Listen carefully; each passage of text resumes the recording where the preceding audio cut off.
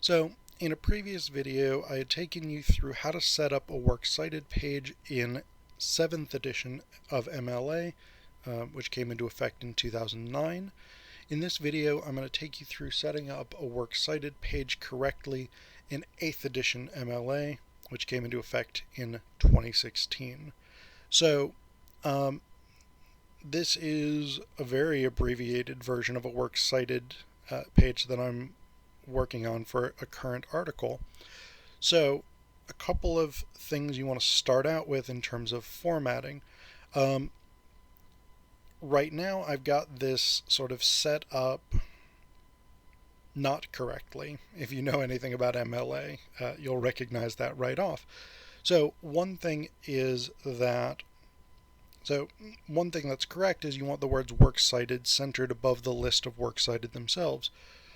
But the Works Cited page itself should start on the next full page after the end of your text. So I'm going to go ahead and insert a page break, and that's going to kick this down from right here where the bottom of this text ends and start us at the top of the next page. So that's standard on MLA, APA, and Chicago Works Cited pages, unless you're specifically asked not to do that.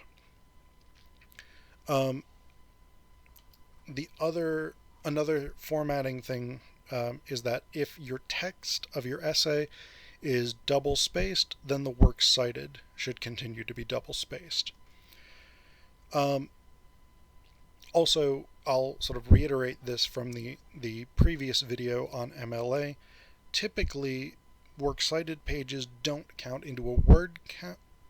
Well, often they don't count into a word count, but that's more flexible. Typically, Works Cited pages don't count into a page count. So if you're writing an essay for a class and you have, say, a 5-page, you have to write a 5-page essay. Typically that's 5 pages of text and then the Works Cited as the 6th page or starting on the 6th page. In terms of word counts, Works Cited often don't count in, but for some journals, for some teachers, whatever it is, they may. So that's a little more flexible. The next thing that you want to do in terms of formatting is you want your Works Cited page to be formatted with a hanging indent. And I actually have another video on hanging indents, which I will link in this video and in the description below. But basically, if you're using Microsoft Word, if you're using this version of Microsoft Word in Windows 10, you want to pull up the paragraph settings menu, having selected all of the text that you want, and then under indentation you look for special and select hanging and just click OK. Conversely, you can start that. You can select hanging through there before you start creating your Works Cited list, and that will automatically format everything. You can also adjust the sliders on the ruler if you want to and just sort of set them up like this, but it's probably easier just to go through the paragraph settings option. Now the reason that you want to do that, as my video on hanging indents shows, is because if you add text, then it preserves your formatting as words drop down. So I'm going to go ahead and delete that because I don't want it. But so this is basically visually what your Works Cited page should look like. So within the Works Cited itself, I've got a number of different components here. So this comes from a government website. So in this case, I've got a corporate author, the Amnesty Committee, in this particular department in the government from the government of South Africa. So this is the title of the particular web page where this information comes from, and then the URL. Typically in 2016 MLA, in 8th edition MLA, URLs should be active links. And part of the reason for that is that most people now get essays electronically. So we don't as often tend to get things on paper. We tend to get things by email or through a course management system or a scholarly journal submission system, whatever it is. And so because those are electronic, if you can simply click that link and open it, that's much easier for readers. So I don't want to do a sort of full rundown on Mla citations, but I do want to point you to a few things that are useful to know. Your list is going to be in reverse alphabetical order. So if you follow this list, you can see your list is going to be in alphabetical order. So if you can follow, we go from A, B, A, B, H, C, O, L, C, O, R, E, I, K, V. So in this case, we have alphabetical order. We have a lot of different types of sources here. So again, we've got this document from a government website. This one is from an edited collection. So we have the author of this particular essay, last name, comma, first name. That's going to be the standard for Mla citations. Then we've got the title of the essay itself in quotation marks, the title of the book that it comes from in italics, in this case the name of the editors, the title of the press, the year of publication, and then the page range for this specific essay. So pages 72 to 80 is Bamidele's Myth and the Creative Process in Post-Independence African Drama. We got the same thing when you cite a full book in terms of how the author is listed, last name, comma, first name, last name, comma, first name for both Homi Bhabha and Catherine Cole. So these are both single authored books. Titles in italics, and then the publisher. So Routledge for Homi Bhabha, Indiana University Press for Catherine Cole. And in MLA, we use UP in capitals to indicate University Press, or U of Indiana P if it was University of Indiana Press. So that's just a sort of recognized form of shorthand. And then the year of publication. Once you get into scholarly articles, I've got a few different articles here. The basic forms for citations are the same, but I want to point to a few differences. So this one is noteworthy because it's got two authors. And so when you've got two authors in MLA, you list the first author, the primary author, last name, comma, first name, and then the subsequent author is listed first name, last name. Now, if we had a third author, and this is a change from 7th edition MLA, you would list the primary author, last name, comma, first name, and then et al. So that's correct right there. So the primary author, et al. et space al period. And that comes from the Latin that basically means and all the rest. So it used to be in MLA that you would only use et al. If you had 4 or more authors. They dropped it down in 2016. But no one is necessarily going to complain that much if you do list out subsequent authors. That's really more useful for in-text citations, where you would list Cornell et al. And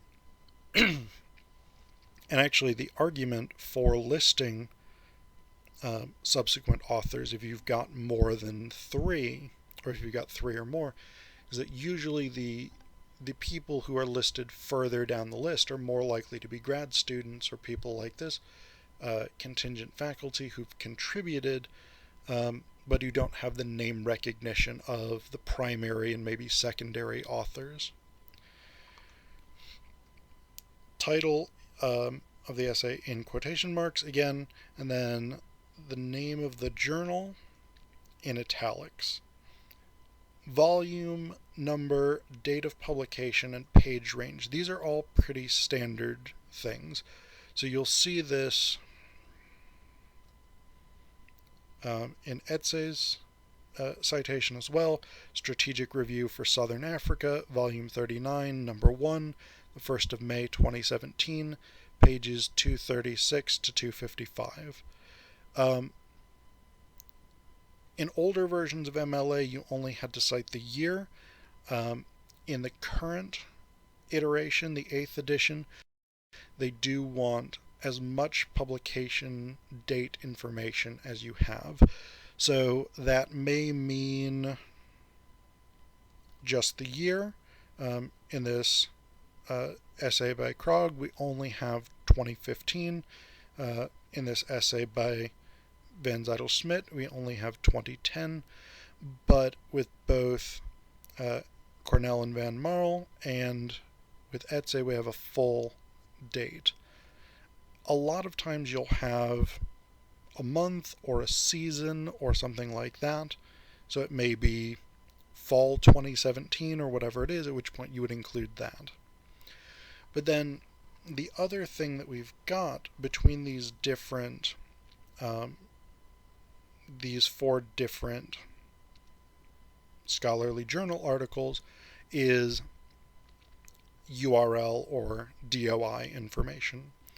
So with Cornell and Van Marl, we've got a DOI link, just a direct sort of DOI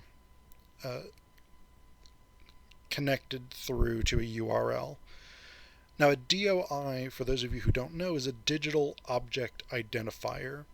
And this is one way of fixing an object in digital space. So most URLs can change. They can stop functioning. People can get new domain names. They can be archived, whatever it is. DOIs don't stop working. So in theory, in principle, as long as the internet exists, this DOI should take you to this article. So that's one way of listing a DOI, is as an actual URL. You can also list a DOI this way, the way that we have with Van Zytel-Smit, where it's just the number itself. So this is the reference number for the DOI. Another thing that you may see, and a source like JSTOR or Project Muse tends to have these, is also, if you found this through a specific database, you want to list the name of that database. But you may have what's called a stable URL. So this is the form of the stable URL for Project Muse. There's a similar form for articles you would find through JSTOR. That works like a DOI, where a stable URL is going to fix that object in digital space. So in theory, that link will always send you to this article. The other thing that you may have is something like a PDF or some other URL, a less stable URL. So in this case with Chilezona Etze's article, we have a link to the PDF version of this article. So that's a useful resource to send readers to. The other type of source that we have here is a YouTube video. So in this case, we don't have an author, so we start with the title of the video itself. And if you'll notice, we start with I for interview, and that's how this is alphabetized. Then we list the medium, which is YouTube, and the uploader. Sometimes the uploader will actually be the author of a video, at which point you can list them as the author, but a lot of times the person who uploaded is not the creator of the video, or not the person who maybe owns the copyright to the video. So you would want to say uploaded by whatever the username is, which in this case is Culture Project.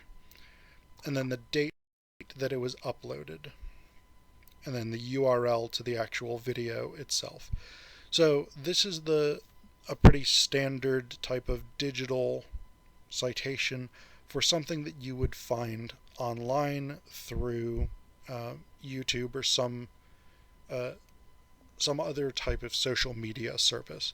They're not all necessarily going to follow exactly like this, but this is basically the kind of thing that you're looking for. So again, this is not a comprehensive or exhaustive explanation of how 8th edition MLA works. This is a very, very basic primer, and I would encourage you, if you have to use Mla citations, to actually get an Mla citation guide, either from Mla itself or through a reputable academic publisher, or to go to the Purdue OWL website. That's the Purdue Online Writing Laboratory website, and just make sure that you're looking at their pages on 8th edition MLA. Thanks.